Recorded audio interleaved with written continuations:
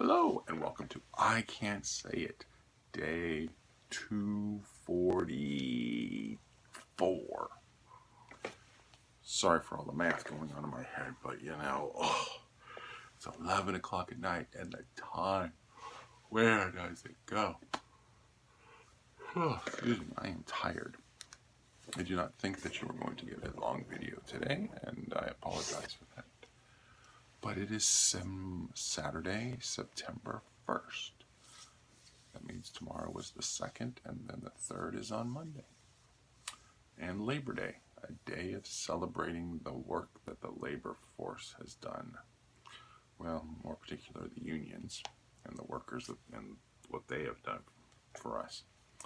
Because there was a time when kids used to work all the time, people would work crazy hours, they'd be working 6 days a week. But now that doesn't happen at all, does it now? No. People are doing just fine. They only need one job, and they make enough money at that one job to meet all the needs in this country. So yeah, that's what's going on in the country right now, which is of course the complete opposite of what is actually happening. It is funny, but we really ought to be taking a look at how people are doing in the country. I gotta tell you, I'm not so sure that things are as rosy as we're led to believe.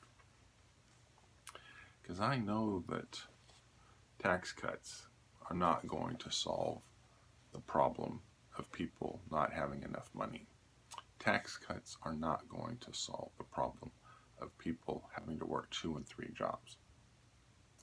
Because at last count, it was only like 6 million workers had profited or gained from the tax cuts. Or maybe the number they're talking about is bonuses, but still, one-time bonuses. That's just a one-time bonus. You got it, and then boom, what's next? Nope.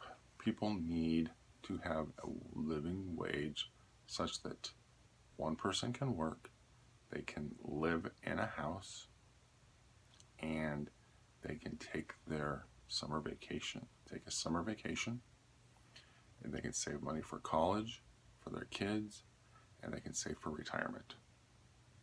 See, that I think used to be what I would define as the American dream. And I'm not sure that exists anymore. It might exist for some people, but I can't imagine that it exists for a lot of people. And I'm not sure what we can do about it. Because while I can admit that, yes, I am saving for retirement, and I am saving for my son's college, my parents, I don't know how they did it. My father passed, and my mother, I don't think she would know how my dad did it. I don't think, they must have had some savings or something, because the way it worked in my family was that my father said, you have $3,000 toward college, and whenever you need money, you just come and let me know, and I will write you a check so that you can pay for college. Well, so that's what I did. I used up my $3,000. I also worked a job, so I had money so that I could pay for college. But college has gotten so expensive now that you go get a part-time job. What did I do? I was working at Gemco and Long's, working maybe $5, $7, $8 an hour. I might actually have the pay stubs around here, so I could look that up and see. But there's no way you could do that these days. Working a part-time job, making $15 an hour, paying for college? No way. So the American dream has become a lot harder to come by. This is why you hear some of the Democrats saying that college should be for free. But of course, where's the profit motive? I mean, sure, everyone's going to learn, and people won't be burdened with college debt, so that's a good thing too. But there is something to be said for earning money and spending money on things that you think are important. Because when you do that, then you tend to value those things more than if they're just given to you. My son, he just purchased a Nerf gun, and I think he appreciates the Nerf gun a little bit more since he purchased it with his own money. I'm not certain, but I'm going to have to watch this just to see, how he reacts to the gun, how he treats the gun, knowing that he paid for it. I might need to reinforce that with him. It's like, dude, this is your gun. You paid for it. It's yours. It breaks. It's still your gun, and then no more. Do you just discard it? So that's one of the things that we have to deal with. But yeah, you got to wonder. So what is my kid going to be able to do when he has kids and they're getting ready for college? So that's always in the back of my mind. But I'm still wondering how parents are saving for college these days. So you got to take a look at, you got to analyze all sorts of different things. You got to analyze the cost of housing, food, necessities, college, rent, car, insurance. All these things need to be paid for. Health insurance. And are you getting health insurance from your job or is it from your state? These are all sorts of things that we need to be thinking about, and I'm not certain that our government officials are looking at this as a holistic problem. I think they look at it as, where can they make the best? I'm not sure they're working in our best interest. I'm not on a holistic level. I think on particular issues, they think they know what they're doing and what's right for the country, and they will make their decisions that way. But they're not taking a step back, and they're not going, looking at it from the 50,000 foot level and saying, well, wait a minute, are we doing what's right for our people? We live in a capitalist society, and it's like dog eat dog. It's like, well, everyone has equal opportunity, and well, that's a whole bunch of bull crap too. But the question is, what are we doing to make sure that the people who are having the hardest times make their times not as difficult? See, I don't know that it's universal income. It's an interesting idea. They're trying it in Stockton. I'd be curious to see how that goes. Because, if I'm struggling and somebody's giving me a basic income, that is great. I would see it as being helpful. But I don't know what the circumstances of everybody else are in terms of, well, what are they going through? Is it drugs, opioids, alcohol, family problems, abuse? I mean, there's all sorts of shit going on in this world.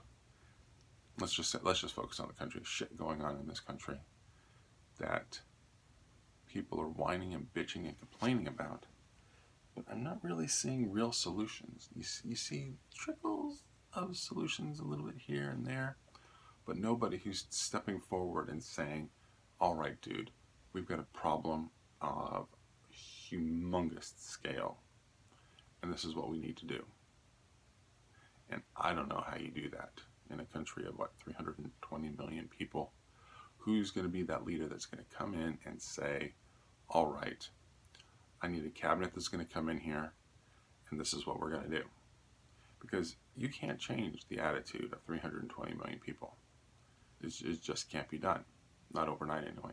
You got to slowly work towards some sort of objective that says this is what we're going to do. Because there are a lot of problems, with the way people see the world.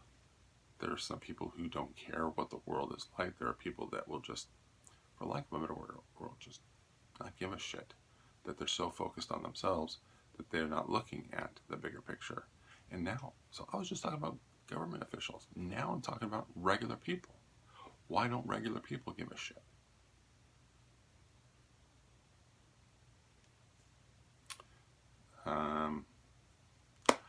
I may have said it before, but it could go back to Hillary Clinton's book, which I did not read and I do not own, called It Takes a Village. There is something to be said for shaming people when they do things wrong. And we kind of get that on Twitter when people are doing things wrong. We kind of point out that they've done something wrong. But public shaming is something that maybe, and of course that's not a solution, might be helpful, because people need to be told that they're doing something wrong. And people hate that. People are led to believe these days that what they're doing is right. And that is a darn shame, because people are making mistakes all the time. And it is helpful to have people pointing out the mistakes to you so that you can learn. So frustrating. Anyway, I am sorry for the gloomiest of messages today, but this is a 10-minute video and I am just over 10 minutes. So I'm going to finish. I didn't play any music in the background. I did not get any emails from YouTube saying that playing U2 was a copyright infringement. And so well, okay. On a final note, I sincerely wish that Bono, who lost his voice during a concert in Berlin this evening, recuperates and can recover his voice so that he can make it through the rest of the European tour. So yes, yesterday was, I think, the first concert. Tonight was the second concert of the tour. And after he was playing Red Flag Day, I think it was, and then he tried Beautiful Day, his voice just gave out and they had to cancel the show. So our thoughts and prayers are with you, Bono, and we hope that your voice returns and that you can return to the tour so that so that the people can enjoy their U2 shows. All right. So with that, I'm going to wish you all a pleasant evening, and I will see you all tomorrow.